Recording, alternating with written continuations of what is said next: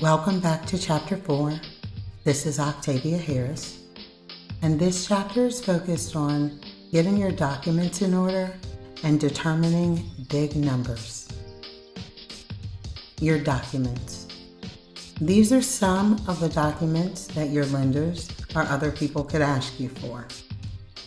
Keep in mind to keep your documents safe and in a safe place, and be sure to get all your documents back if you have to give them to someone.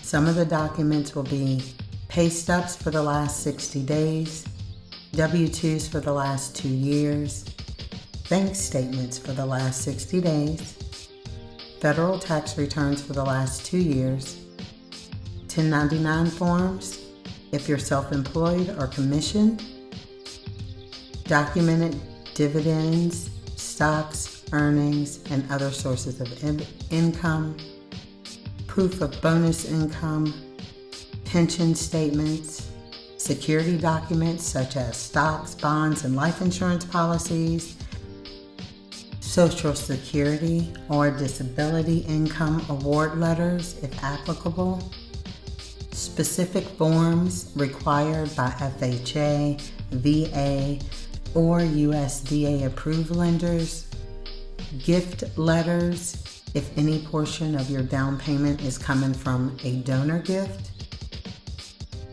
And these are just some of the documents. Keep in mind, you may need additional documents as well. Next, determine how much house you can afford. Use an estimated rate calculator to help you estimate how much house you can afford based on the percentage of your take-home pay from your loan that you are interested in. So that means you're going to have to go back to your math, figure out if you got a $100,000 home and that's what you are looking for, and you need to be able to put 20% down on that $100,000 home, then you are looking to make sure to have that down payment. And in addition to that, you want to know what that's going to be, what that's going to look like. And so there is a loan estimator that can help you figure that out. It is going to be on page 26. And you can click that link there to be able to get to that space.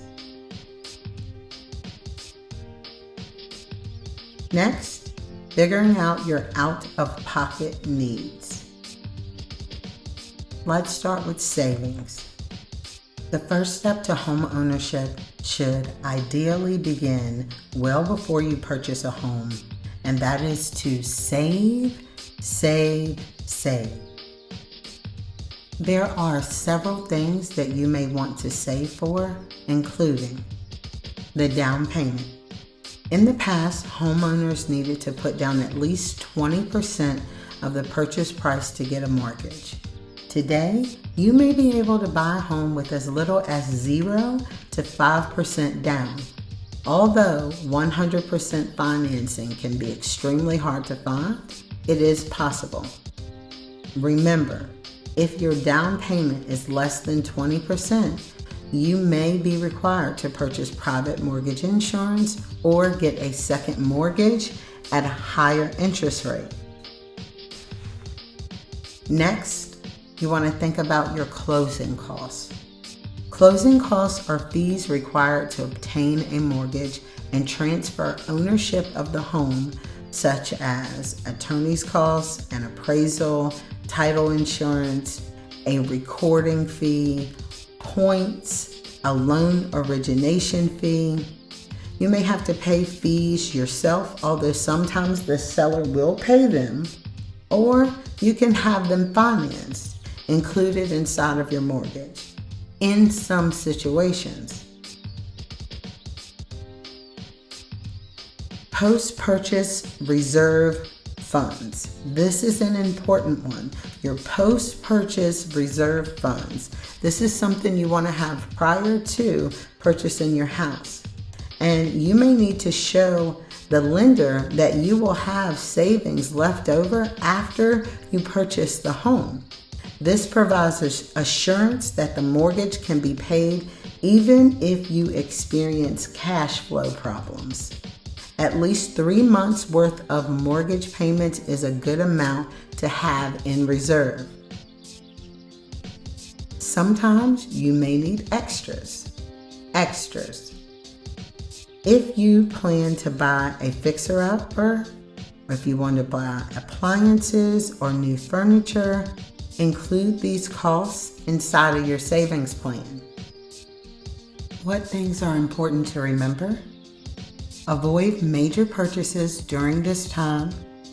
You must stop buying things that you want and focus only on purchasing the things that you need. To stay motivated, start looking at neighborhoods, visit open houses, and make a list of things that you would like in your home. Remember that unless it is an open house, you cannot necessarily see most homes that are on the market until you get a pre-approval letter from your lender. This has been the conclusion of the pre-home ownership checklist. I want to thank you for taking the time to listen to the things that you need to be prepared for. Remember that this portion of the book is a tool for you to get started on the work that needs to be done. You're definitely going to need to reach out to a realtor. You definitely need to reach out to a lender. Please reach out to me at octaviaharris.com anytime, and you can book an appointment and we can talk about where you are versus where you'd like to be. The goal is to get you educated and start the process now for where you'd like to be in your home buying space. Thank you so much, and if you're ready to get to the next chapter, go ahead and press play.